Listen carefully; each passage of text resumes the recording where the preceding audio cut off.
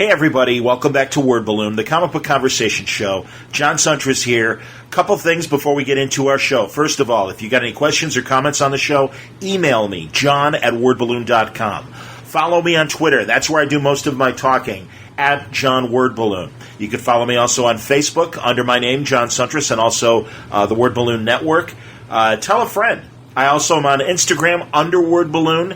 If you get this show via podcasting platforms, please rate it or write a review if you don't mind.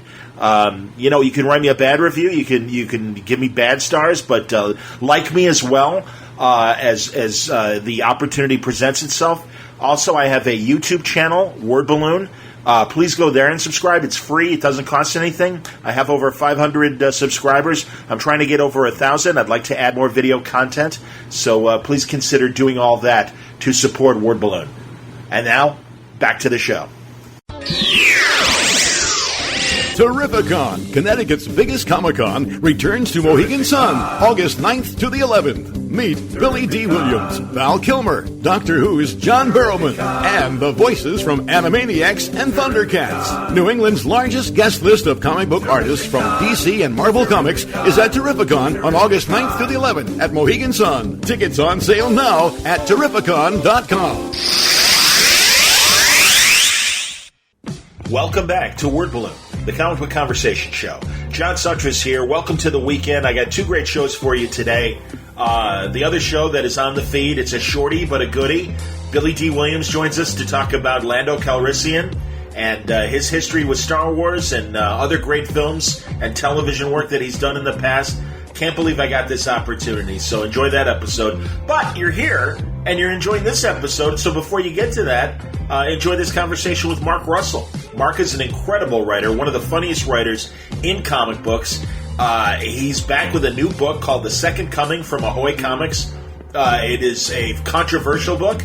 It features Jesus Christ coming back to Earth, and God's got a new plan for Jesus in this second coming. Maybe the way to connect with people is to have Jesus connect and learn from another all-powerful being, a superhero. Kind of a Superman, all-around amazing hero. What can Jesus learn from him? What can the hero learn from Jesus? Can two divorced men share an apartment without driving each other crazy? It's that kind of odd couple of Jesus and a superhero in Second Coming from Ahoy Comics. I've been digging Ahoy Comics. I really enjoy their work. I think they come with a very fun perspective on exploring the superhero world. And I'm a big fan of The Wrong Earth that Tom Pyre and Jamal Igle have been doing as well. And Second Coming is another great book. Great art, beautiful script, and very funny stuff. Plus, Mark, he's been doing amazing stuff at DC Comics with the Hanna-Barbera characters. His Flintstones, I didn't want to like it because, as I tell him in this conversation, when the John Goodman movies happened and the other one that they did with one of the Baldwins, with Steve Baldwin, and I always forget the British lead that played Fred in that. They're cute, but they're not the Flintstones. I mean, the Flintstones are the Flintstones. Mark understands that, and his Flintstones run is hilarious. And I was kind of against, as I say, the art choice of not making them look like classic Hanna-Barbera cartoons. Well, I was dead wrong, because it absolutely fits Mark's story, and it's really, really funny stuff. Plus, his Snagglepuss, good Lord. That thing just, shattered expectations. Those Hanna-Barbera books I really felt were kind of like submarine books. We weren't suspecting them. They were definitely under the radar. And really, really entertaining and really good ideas and very, very funny satire. I'm a huge fan of Mark Russell's work. He's also working with Brian Bendis on The Wonder Twins for Wonder Comics, that DC imprint, and we talk about their adventures as well and what drew him to the project. So a really fun conversation with Mark Russell on today's Word Balloon. Brought to you by the League of Word Balloon listeners. Thank you greatly, League, for your support. Via Patreon, Word Balloon is free, but if you want to help the cause out, do you like Word Balloon? Is it worth, the price of a comic book a month to you? Is it worth $1 a month to you? If so, I hope you'll consider subscribing and becoming one of the League of Word Balloon listeners via Patreon. You can go to patreon.com/wordballoon, or you can go to wordballoon.com and click on the Patreon ad, and that'll take you to the Patreon portal. But thank you greatly for your support, League of Word Balloon listeners. And this episode of Word Balloon is also brought to you by Aftershock Comics, one of the great new independent publishing companies that have made their mark and deserve to be on the comic book shelf as far as new books. Great ideas, incredible genre-bending ideas like Marguerite Bennett's Animosity and Garth Ennis's wonderful books like A Walk Through Hell and Jimmy's Bastards and Dark Arc from Cullen Bunn and Juan Doe and Donny Cates's Baby Teeth, Joe Pruitt's horror anthology Shock, new books as well like Cullen Bunn's Knights Temporal and Matthew Klickstein's You Are Obsolete coming up soon. They cut across genres and they take us far beyond our comfort zones. Now, in the weeks ahead, I'll be having more talks with Aftershock creators about their books, but you don't have to wait. Go to their website. You'll find full story descriptions, preview pages, and the diamond codes on their books to order through your local shop at AftershockComics.com. All right, without further ado, let's get into it. A really fun conversation with Mark Russel. You know, we had some minor Skype issues where sometimes his sound would drop out, and so I would start talking, and I didn't realize that he had more to say, so we kind of tripped over each other, but I cleaned all that up, and it's a clear conversation, but if there is like a couple little stutters, you'll understand why, and in fact, I make mention of it in the interview, but we had a great talk, and it was really a pleasure to meet him. I look forward to seeing him, hopefully, if not at Rose City in Portland, then hopefully in New York in October, but here it is, our conversation with Mark Russel for today's Word Balloon. Mark Russel, welcome to Word Balloon. Man, I'll tell you, dude, for your at least in my observation, brief time in comics, I think you've made a hell of a splash, and I'm very excited to talk to you today. Thanks. Yeah, it feels like a brief time in comics. What led? Because obviously, the first thing I heard about you, and we'll get to Second Coming in a second, but the first thing I heard about was Flintstones. Had you done comic book work before the Flintstones? Yeah, barely. My first series was actually the series I did right before the Flintstones, called Prez, and it was about a teenager becoming president. Wow, I didn't know you had done that as well for DC. So was that part of the New 52? No, it was part of the DCU. Yes, the line that came right after the New 52. But yeah, it was the first comic book I ever wrote. And that was you took the Prez idea, and I remember back in the 70s it was a teenage boy that became president, and in your version it was a teenage girl. Yeah, that's correct. Yeah, she became the first president to be elected by Twitter, which I guess now would make her technically the second president. This is true. Elected by Twitter. What's your comedy background? Back when I imagined that having an amateur running the country might be a good thing. What's your comedy background? What what were you doing before comics, or along with comics? I think is in some cases, obviously. Well, I had written 2 books before I got into comics that actually kind of got me into comics. Both of them about the Bible. One is just sort of a short and modernized version of the Bible called "God Is Disappointed in You," and one was like a book about the non-canonical books. It's the parts that didn't make it into the Bible. That one was called Apocrypha Now. So I wrote those, and one of the editors at DC, Marie Javins, had a copy of God Is Disappointing You in her office. So when they approached her to find someone to write the Prez reboot, I luckily just sort of came up because she happened to be reading my book while she got this assignment, which is largely, I think, what these sorts of, how you break into things. It's like you just happen to put enough lottery tickets into the world, and eventually one will scratch off in the right place in the right time. That's fantastic, man. No, I'll confess I didn't read the Prez run. I thought it was a good concept, but I was kind of like, I'm sure it's some sort of teen thing that I'm not going to give a damn about being in my 50s. But knowing the rest of your work, now I'm going to have to go back and grab it. Was it collected? Yeah. There's a trade paperback collecting issues 1 through 6. Excellent. Is that as far as it went, or did it go longer? That's as far as they allowed me to go. It got canceled after 6. I was planning for a 12-issue story arc, which I now know better. Never plan for like a 12-issue story arc as though you're going to be able to write all 12 plan for smaller arcs so that when you get canceled, you don't leave people in the lurch. Because it is, I feel like I had the chance to sort of like write half a movie, experience half the movie. That I understand, man. No, and good for you. And a hard lesson learned, but that's all right. I'll get back to DC and the New 52 if you don't mind, but I do obviously want to, I know the primary reason for you to be here is about Second Coming, the new book from Ohio Comics, and very funny first issue, terrific stuff. And based on what I'm hearing about your novels and stuff, obviously the right thing here. If you don't, and it's okay if you don't want to say who the initial publisher was going to be, but that was interesting and I almost wondered. I mean, it is a controversial subject. It's funny. I think what you can get away with in novels and what you can get away with in comics, sometimes it's surprising what you can't get away with. But do you mind saying who the original publisher was? And if not, it's okay. Oh, no, yeah, no problem. It was Vertigo. Okay. Vertigo was originally going to publish it.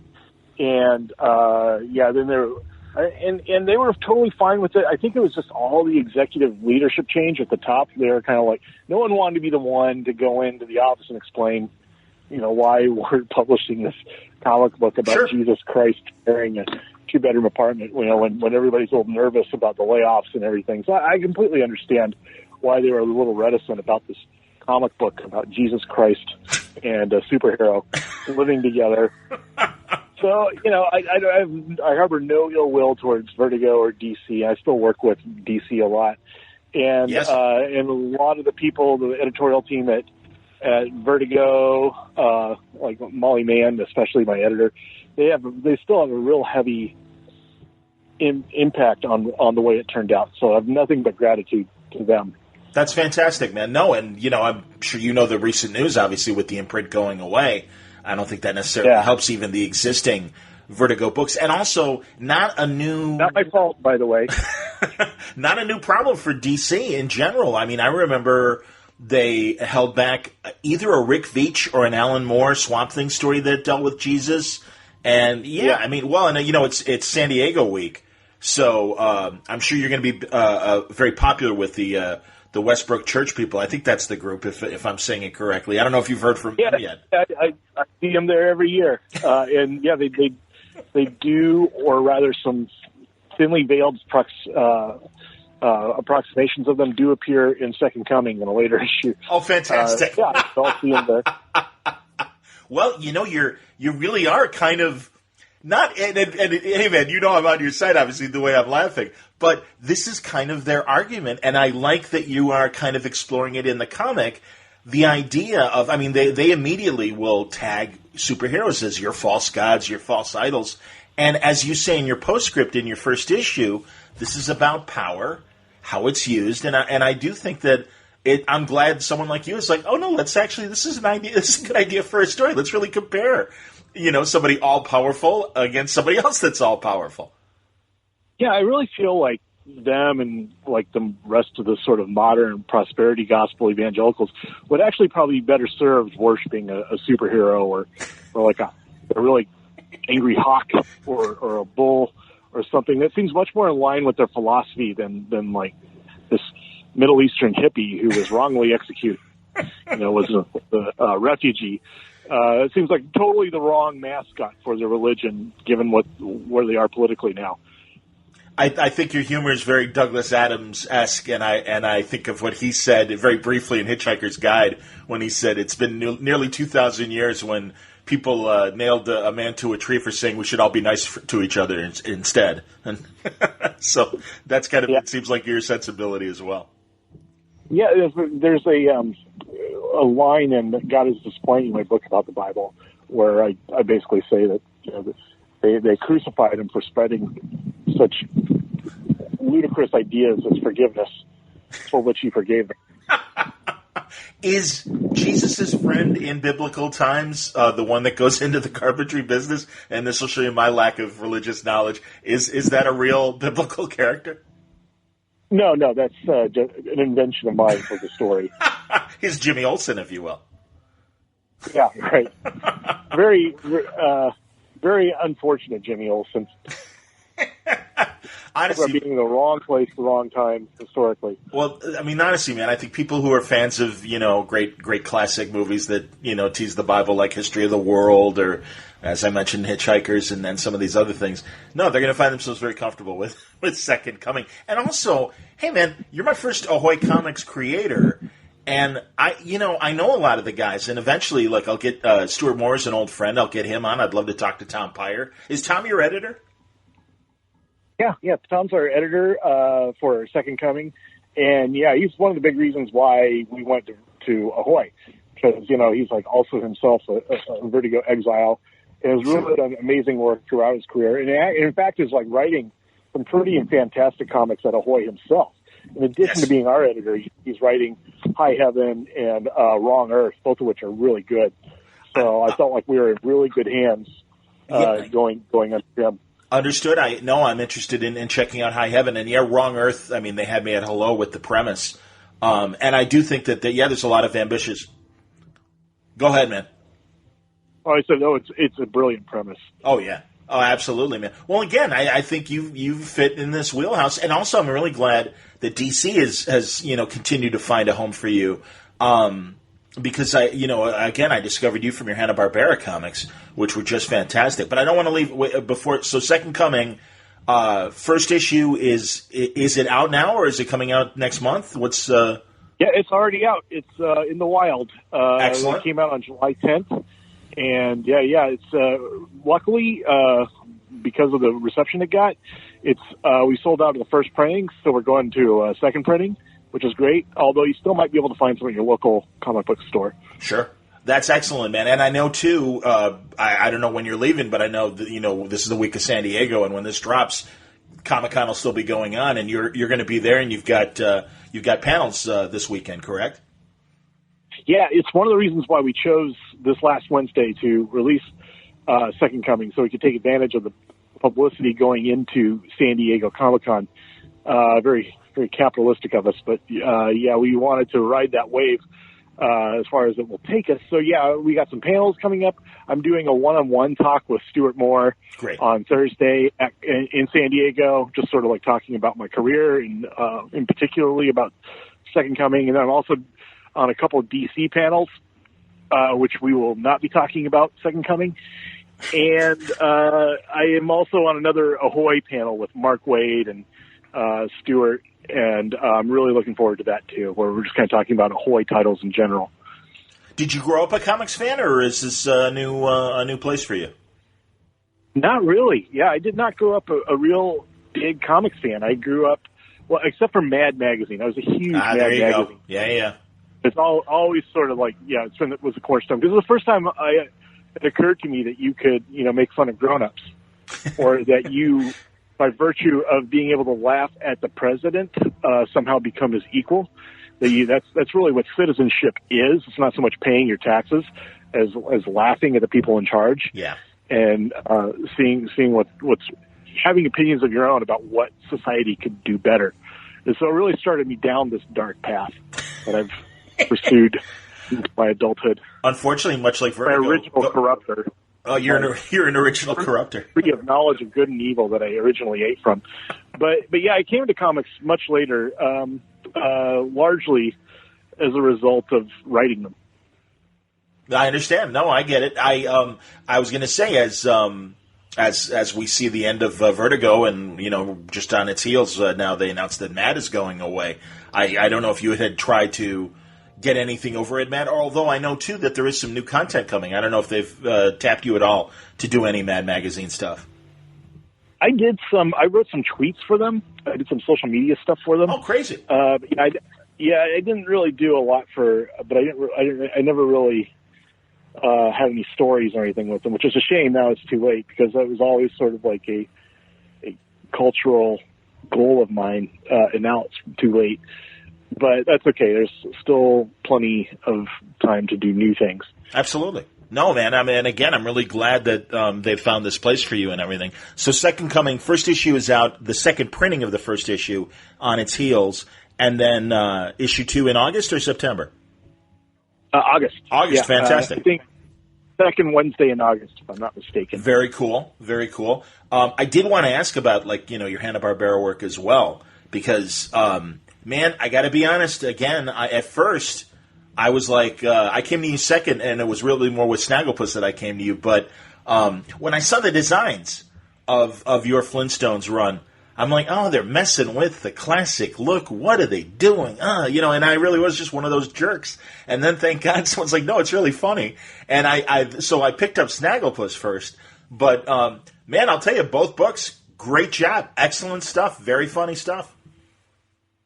Thank you. Yeah, I don't think I've ever written a comic that didn't sound like a terrible idea. I'll be the first to admit, Jesus Christ sharing an apartment with the superhero sounds like a terrible idea. Rebooting this long dead Flintstones franchise into a sort of a modern manifesto about civilization sounds like the worst thing imaginable. But I don't know why, but I know that these concepts don't sound very pitchable, but they just were what I was drawn invisibly by forces I don't understand to write. Well, you got the core of the concept, though. I mean, honestly, that if you really do look at I'm a huge Flintstones fan, and I guess, again, that's why I was like one of those purists, like, oh, man, that's why I didn't like the live-action movies, because I'm like, again, it's like, no, these, the design was perfect. But that said, the art fit, obviously, because, again, I think it was even more an attempt to do a modern, swing at the Flintstones. And your humor, I mean, my God, I think Bill Hanna and Joe Barbera would have been thrilled to have you writing for the Flintstones. Well, I would hope so. I would be very happy to find out they would enjoyed my version. But yeah, I really felt like, especially being 50 years old, it was, if you're going to write it, you can't be like this sort of polite homage to a brand of humor and to sort of things that are long since relegated to the past. It really has to bring that sort of that it has to bring not only the sensibility up to date, but the things you're talking about up to date as well. For example, the Order of the Water Buffalo was like this, with a gentleman's club, like the Knights of Columbus, right? And like, who belongs to these things anymore? Do they even exist? I don't know. That's a good question. That's awesome. So to make it relevant, from like the sort of blue collar country club, sort of upper working, lower middle class world of the 1960s to the sort of gig economy, sure, 2010s, I had to update that and make it relevant. So I decided, well, what would the Order of the Water Buffalo be if it were today? And the best thing I could come up with would be like a group therapy for veterans from recent wars. Absolutely, man. Very VFW. Yeah. No, yeah, they come back and they basically are dumped on the streets without any, thank you for your service. No, we don't want to. Now go away. Yeah, and these. That's what and so that's kind of was my mission with the Flintstones. Is like, how do I update the sort of more utopian blue collar future of the 1960s, in which the Flintstones was admittedly bleaker reality that we have today. Absolutely, man. No, I think you nailed it. And again, yes, I mean, because just as the Flintstones represented that kind of Levittown moving to the suburbs, 1950s, 60s sensibility. Yeah, it's very optimistic.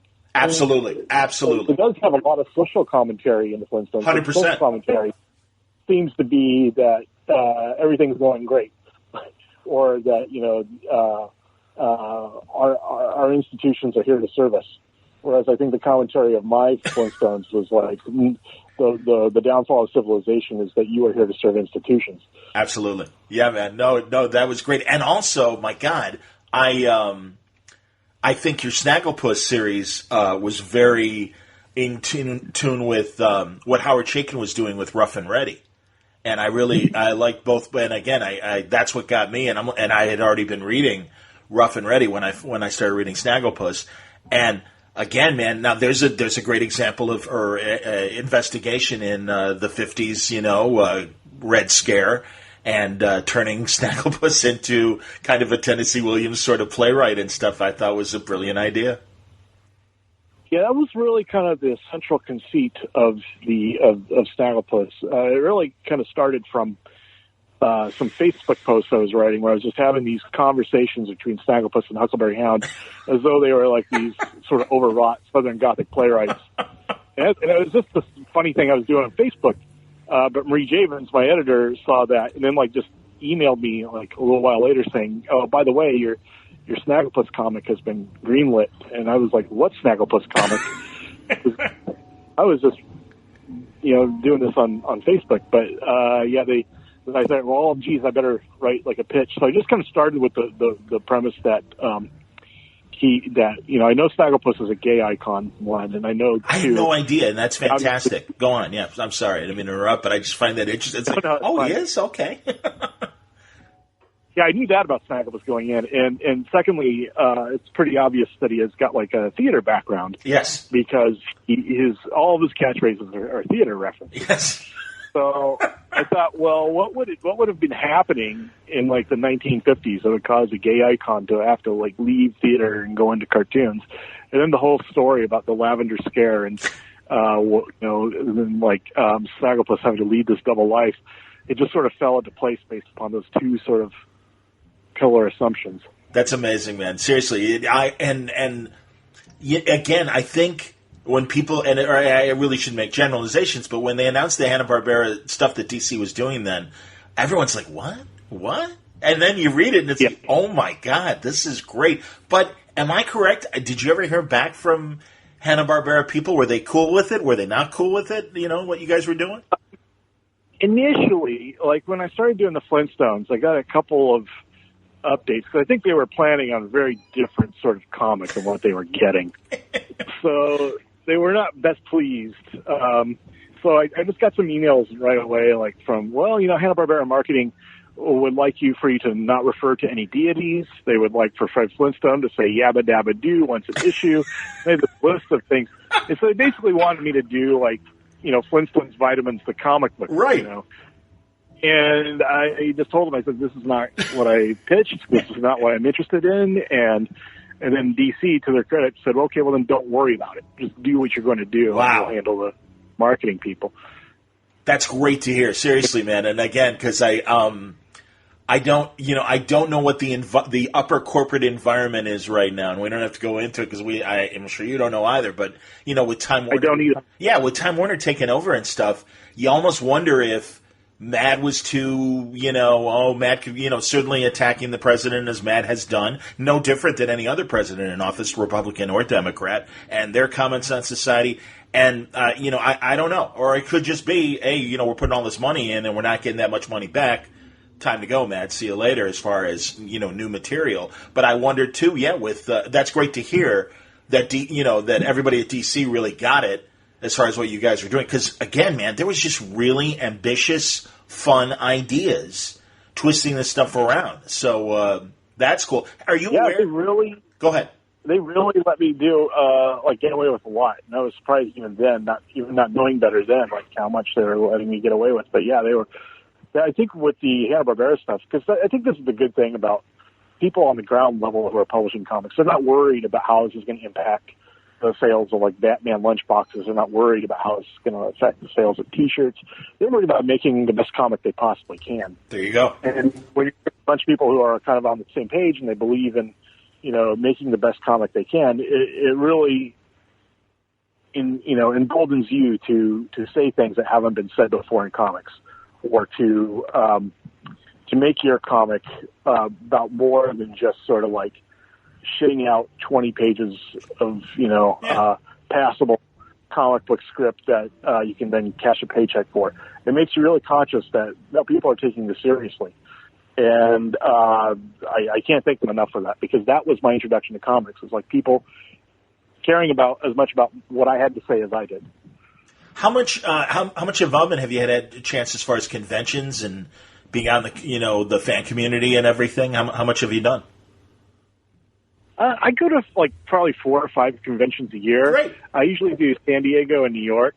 This year I'm doing the London Film and Comic-Con the week after San Diego. So this is probably the last anyone will hear from me, and for the rest of July, because I'm on for 2 weeks. But yeah, I'm trying to get more into the con scene, because the cons are, really where you meet the fans. Yeah. And you write so much in isolation. You're just sort of like slumped over a keyboard, writing. You never know. And you just imagine, you have no idea how anybody is responding to any of this. But then when you go to the cons, it's like being an actor on stage. It's like you finally see the feedback from people that you've been writing for. It's gratifying. That's great to hear, man. No, and I'm glad to hear that. I don't know if you're going to Rose City in Portland at all this year. Yeah, maybe. I don't know. I inquired about getting a table there. I've yet to hear back from them. So, I hope so. I hope so, because I'll be there, and I won't be at San Diego, unfortunately. But I'll likely be in New York. So if you are going to New York, maybe I'll do my best to try and find you there. But yeah, I'll be in New York for sure. Cool. But yeah, may or may not go to Rose City. Understood. And also, did you have a day job while you were writing the novels? Nope. This is it now. I am a full-time comic book writer, which is scary. That's it, and that's fair. I understand that. I'm glad that, it's everything you said about DC, I know you could say about the people at Ahoy, because, as you said, certainly Tom being a great Vertigo guy, Stuart Moore also, and they're good tastemakers. I mean, I appreciate their eye for talent, and also, again, they don't have a corporate overlord to worry about and can really, print the kind of comics that they've obviously been printing. And I think that's great. And it is an interesting time, especially with Mad going away, where I think humor comics, there's certainly room for them, but it is finding the audience and getting the audience aware of what you're doing. So. Yeah. Right. It was a great symbiosis in that sense because, they are a young comic book company that needs attention. And I am, writing this comic that is getting all kinds of attention, but the attention is maybe making it too hot to handle for some people that are, again, more worried about selling Batman lunchboxes. So it was a great sort of convergence of like them needing the attention and me needing a publisher. Very cool. That's excellent, man. Now, I'm glad, though, that they did find room for you at DC for another book, and you're doing one of the Wonder comic books, and you're specifically doing the Wonder Twins. And Brian Bendis told me his version of how he got you to do it. Tell me your version of it. Oh, yeah. It's weird because Brian and I both live here in Portland, and but we had never met until we were both doing Emerald City Comic Con up in Seattle. Sure. And he was moderating a panel that I was on about DC writers, and he was very sort of complimentary about the Flintstones and was telling me how much he liked it. And then he said, "Oh, and I got like a project I think you'd be perfect for." And I think he was saying this like a little trepidatiously, like sort of like, "Bear with me, this isn't the dream project you were hoping for, but I trust me." And then when he said the Wonder Twins, I was like immediately sold because the Wonder Twins, are actually superheroes that I grew up with that Sure. I actually have really fond memories of. So I immediately said yes. And that, it's like the fact that Bendis is the one sort of curating this gives me a lot more confidence in the project as a whole. So, I was totally on board. You're 6 issues in so far, and we're all around the same age because, I grew up with the Wonder Twins as well. I mean, I remember Wendy and Marvin, obviously, before the Wonder Twins. But, Zanjana and Gleek are fantastic. And as I said, you're 6 issues in, and I caught at the end of the last issue that you're coming back in September. Are you bi-monthly, or is it, is it just like a hiccup that, or 5 issues a trade and then coming back to the story? Yeah, we did 6 issues. Then we're taking a month gap because they didn't extend it until after I'd already, written all 6 issues. Okay. And now we're coming back in, I think August. That's cool. Okay, because it said at the end of the issue September, but whatever. I mean, and regardless, maybe it was September, but yeah, glad it's we're coming doing back. 6 more. You're doing 6 more. Fantastic. That's excellent, and it's great because it really is. I mean, with the focus being on the twins, it really is a Super Friends book, which I think people who love the cartoon will absolutely love that. But I wonder if I wonder how new readers are approaching the Wonder Twins as well. Yeah, they seem to be really embracing it, which I'm happy about because it's this weird thing where you're writing sort of a teen comic about characters that most have never Yeah. written about characters that you have to be like 40 or over to sort of even remember. So I wasn't sure how it would be received. That, add to that the layer of pretension that comes with me writing a comic and saying, I want this to be about John Rawls' theory of justice. And nobody batting an eye. Everyone's, okay, that sounds perfect. I'm writing one comic about John Rawls' theory of justice.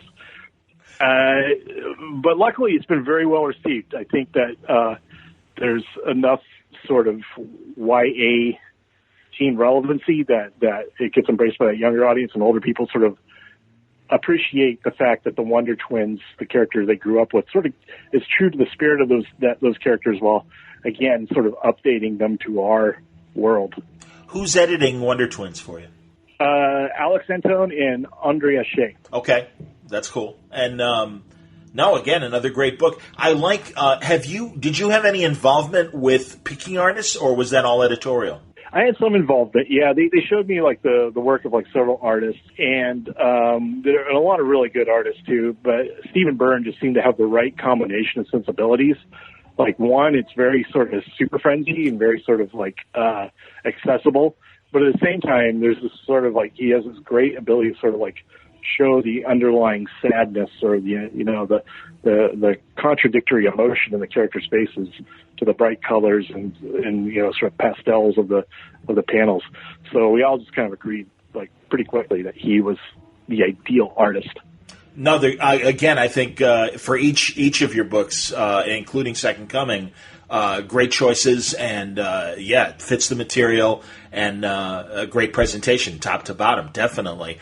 I'm interested, now that you are kind of part of the comics community, how much, and again, you grew up at least in the superhero culture, like we all did, with Saturday morning cartoons, and I'm sure the movies and the TV shows, even what you thought of the current television and film fare, and are the serious tropes, making you think of comedic ways of poking at them, or do you have any aspirations to do less comedy and more straight up superhero stuff? But the first question is do you, watching the Marvel movies, the DC movies, and the television that we're getting, is it maybe helping you with ideas for your comedy? No, not really. I don't draw a lot of inspiration from the TV and movie shows, other than maybe the idea that like this is what is missing. This is what is missing from the pop culture surrounding superheroes, and I think that's part of what really is inspiring Second Coming. Is like all superhero comics and TV shows, movies seem to be predicated upon the same base premise, which is that the good is simply the good guys being better at violence than the bad guys. That this is the best we can hope for. And it seems to me like in a way it's sort of narrowed the philosophical blinders of the audience to violence and physical force, and I'm with you, as the only way you can really change the world. And which is why I wanted to bring Jesus Christ in, because he sort of represents the opposite. Like, no, it's about the person who drops out, the person who is brave enough to like not go along with the institutions. That's the person that really ends up changing the world. That's cool, man. I have a feeling our Skype is a little like delay, and that's why I dropped out, because occasionally you've dropped out as well. So if I speak over you, I apologize, and I will fix it. Okay, no problem. Occupational hazard. Exactly, man. No, you get it. Are there? Would you like to, if they gave you the opportunity at DC, or I'm really interested if you have any ideas for the Marvel universe? Should they ever, or you ever try to pitch to them, or they ever come to you and go, "Hey, you got anything for us?" No, they never really talked to me. I don't know. Yeah, I don't know what I did wrong, but they never even really approached me. Maybe I should approach them, but I was told very early on, like, oh no, you don't pitch to Marvel. Marvel pitches to you. Funny. So I've been, waiting for that call, and it never comes. But yeah, I mean, there's a lot of characters I would really love to write. I would love a shot at writing. Superman being one. I've written a couple of Superman backups. I wrote one where Clark Kent was hosting the White House Correspondents' Dinner. Oh, wow. And And Lois Lane convinces him that, because he's a little concerned because, these jokes are mean, and these are people that he likes for the most part. And he's saying these mean sort of like roasty jokes about the Flash and stuff. And she's like, no, it's okay, because this is how you know that people are good. This is how you know they're stable, because they can laugh at themselves. So Clark Kent gets into it and he starts roasting, but then he turns his attention to Lex Luthor, who's sitting in the back. And Lex Luthor, sort of like a callback to like Donald Trump in like 2014, just sits there steaming. Just sits there getting redder and redder and just broiling as like Superman gets more and more sort of adventurous and like mocking him. And then finally decides to run for president based upon this this roasting he just got. But I would love to do a Superman series or a Swamp Thing series.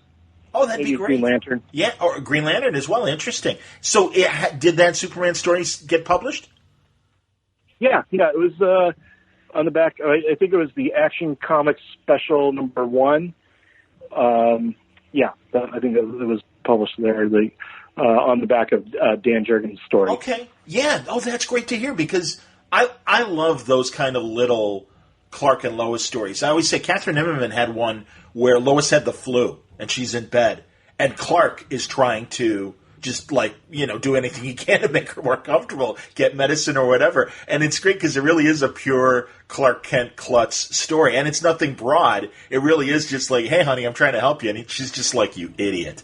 And it's so great to see. I think that these are the stories I like to see more of superhero comics, just sort of the periphery of like what are their lives like, yep, and what are the sort of like crags that we don't think about. That's one thing I want to do with Wonder Twins, like explore more like how the actual Hall of Justice would work. Like they go in there and like they have to explain that the Hall of Justice is sort of like a dispatch, because you don't want to send like Black Lightning to deal with something in the ocean, or it could be electricity, or you don't want like 5 superheroes all showing up to catch a purse snatcher. You want to like. So I try to think about the logistics of like this world, and I love superhero comics to do that. Just sort of take a moment to take themselves out of the action and just sort of think about the premise of the world in which these characters live in, and the logistics of like living day to day. It's very funny, man, and honestly, yeah, I was surprised when they announced the Wonder Twins too. But again, I think for old Super Friends fans, you're going to love it, and I do think that there's enough comment again about what's happening in society, and yeah, like you said, that hierarchy of the Hall of Justice and all that. Have you been to Cincinnati, and have you seen the museum that the Hall of Justice is based on at all? No, I have not. It's cool. It's pretty amazing, especially growing up with the cartoon. You're like, oh my god, there really is a building that looks like this. And that was their. I guess Kenner was based there, and that's it was a toy tie-in from the beginning, and that was their inspiration for the Hall of Justice. It's pretty amazing. It looks just like the comics and the cartoons. Yeah. No, I wrote a. Go ahead. No, you go ahead. I wrote a Lex Luthor Porky Pig crossover, in which I based Lex Corp on physically on the DC headquarters in Burbank. Oh, that's crazy! That's fantastic, man. And I didn't even know you did one of those. DC meets Hanna-Barbera characters. Like I said, man, top to bottom. That's one of the things I'm most proud of in my career is the Lex Luthor Porky Pig crossover. One of my best things I've written. I can only imagine. And again, I've loved when the references to LexCorp have appeared in Wonder Twins and the like. So, no, and again, yeah, you're right. I think in today's environment, there's your perfect cipher is Lex Luthor. And, yeah, it doesn't surprise me with the correspondence dinner. I knew exactly where you were going. As soon as you said Lex was there, it's like, okay, here we go. And that's great. That's fantastic, man. Jeez. I know, isn't it terrible? Like, during these emotional times, it's like this is when the best comedy comes out, is when we're faced with this kind of reality. Yeah, really, nothing inspires ideas quite like fear. Sad but true. Well, and again, that's again, you go back to Snagglepuss, and that's certainly in that book as well. No, congratulations, man. This is really, I really have been enjoying your work as I told you in our emails, and in the future, I know you're pressed for time, and I do want to give you a chance to get ready for the next set of interviews and stuff. So, and also going to San Diego. So if you're going to Comic-Con, find Mark. Yeah, I'm assuming you'll be set up doing signings at the Ahoy Comics booth And DC, I would imagine. Hawaii doesn't have a booth. I'll be doing signings on Friday and Saturday at the DC booth. Great. Number 45.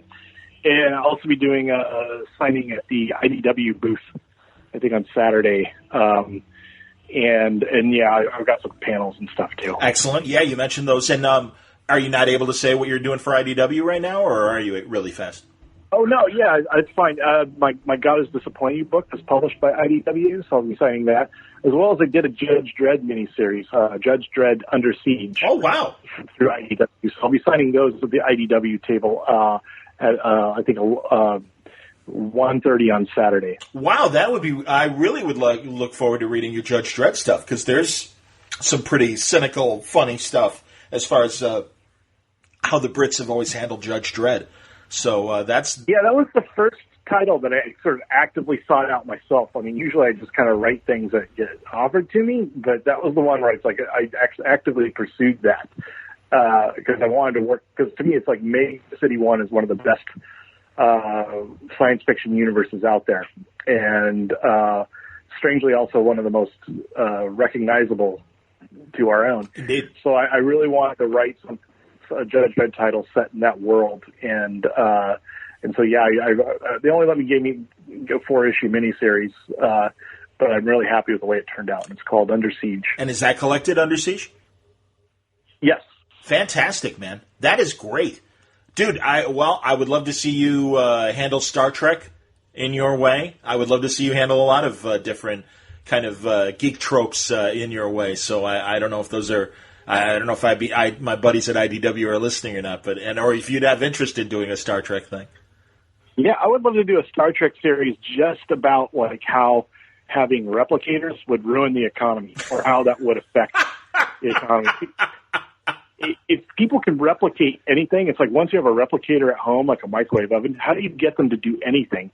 Won't they just replicate everything they need at home? You're right. No, and you're absolutely right about that. It's like, and they occasionally on Next Generation and other shows, it's like, well, if you don't have money and that isn't the goal to bet, and if everyone is equal and you're living this utopian society, what is the motivation to work? What makes the lawnmower, the guy who cuts the grass, want to cut the grass or whatever? Yeah, I can understand why people would want to be, the captain of the Enterprise. Sure. I can't understand why people would want to, work on the Jeffrey tubes inside the Enterprise. Unless the Enterprise is like a cruise ship like 90% of the time and just going to these really cool planets, and then 10% of the time you got to crawl through the Jeffries tubes and fix the coaxial cords. But yeah, how do you get that person to agree to the menial jobs in that universe? Absolutely, man. Yeah. That's great. That's fantastic, Mark. Well, like I said, I see. I want to give you enough time to, like I said, decompress before your next interview. But congratulations, man! I think you've made a hell of an impact on the body of work you've put out there so far. And Second Coming is another great Mark Russell comic. If people haven't checked it out, the second printing of the first issue coming very soon, and also issue 2 coming in August. So that's great, and more DC stuff, Wonder Twins, and yeah, we got to find Under Siege from IDW with Judge Dredd. That's great. Congratulations, man! I appreciate you talking. I would love to talk to you in the future, and we can have a little longer conversation about what's going on with Mark Russell. Thank you, John. Yeah, it's been a lot of fun. Anytime.